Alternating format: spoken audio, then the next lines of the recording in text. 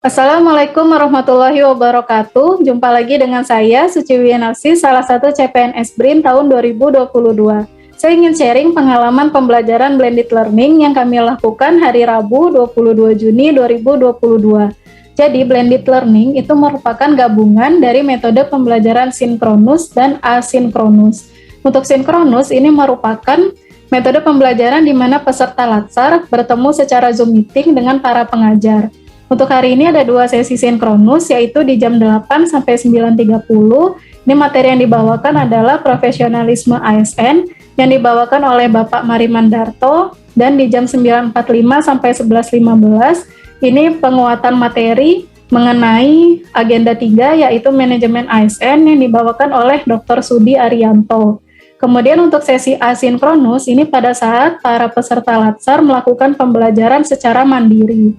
Kemudian untuk tugas hari ini, tugas individunya ada membuat flyer, kode etik dan perilaku ASN, dan juga learning journal. Kemudian untuk tugas kelompoknya, membuat analisa video tentang kode etik dan perilaku ASN. Saya ingin mereview mengenai materi manajemen ASN. Jadi di manajemen ASN itu ada 3 topik yang dibahas. Yang pertama adalah mengenai kedudukan ASN. Kedudukan ASN adalah sebagai unsur aparatur negara yang berfungsi sebagai pelaksana kebijakan publik, pelayan publik, dan juga perekat dan pemersatu bangsa. Sedangkan kalau peran ASN itu adalah sebagai perencana, pelaksana, pengawas penyelenggaraan tugas umum pemerintahan, dan juga pembangunan nasional.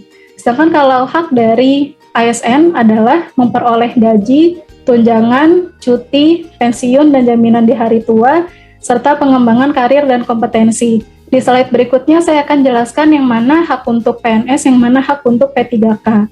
Sedangkan kewajiban dari ASN adalah untuk setia dan taat pada Pancasila, Undang-Undang Dasar 1945, NKRI, pemerintahan yang sah, serta undang-undang yang berlaku, menunjukkan integritas dan juga menyimpan rahasia jabatan. Sedangkan kalau kode etik ASN itu merupakan hal yang dibuat untuk menjaga martabat dan kehormatan ASN. Untuk konsep merit dalam pengelolaan ASN itu diatur di dalam Undang-Undang Nomor 5 Tahun 2014. Ini merupakan kebijakan dan manajemen ASN yang didasarkan pada kualifikasi, kompetensi, kinerja dari ASN itu sendiri yang diberlakukan secara adil tanpa diskriminasi. Jadi ASN dapat ke jenjang berikutnya itu berdasarkan prestasi dari ASN itu sendiri. Kemudian, untuk mekanisme pengelolaan ASN, saya ingin membahas yang ini terlebih dahulu. Oke, untuk manajemen PNS, ini yang dilakukan untuk pertama kali adalah penetapan kebutuhan oleh instansi yang kemudian diteruskan ke Kemenpan RB, kemudian proses perekrutan CPNS, kemudian ditetapkan pangkat dan jabatan, kemudian pengembangan karir, di mana di sini PNS tersebut dapat dipromosikan ke jenjang yang lebih tinggi atau juga bisa dimutasikan ke unit kerja lain atau ke instansi yang lain. Kemudian penilaian kerja dilakukan setiap tahunnya dan juga setiap bulannya kepada ASN tersebut. Kemudian ASN mendapatkan gaji dan tunjangan dan juga ada bentuk penghargaan, dan penilaian disiplin juga dilakukan setiap bulannya. Kemudian di usia tertentu PNS tersebut akan diberhentikan, kemudian akan mendapatkan jaminan pensiun dan hari tua serta bentuk perlindungan. Kemudian pada saat itu untuk menggantikan PNS yang pensiun, instansi akan mengajukan penetapan kebutuhan ke Kemenpan RB. Kemudian untuk manajemen P3K yang berbeda adalah di pengembangan kompetensi.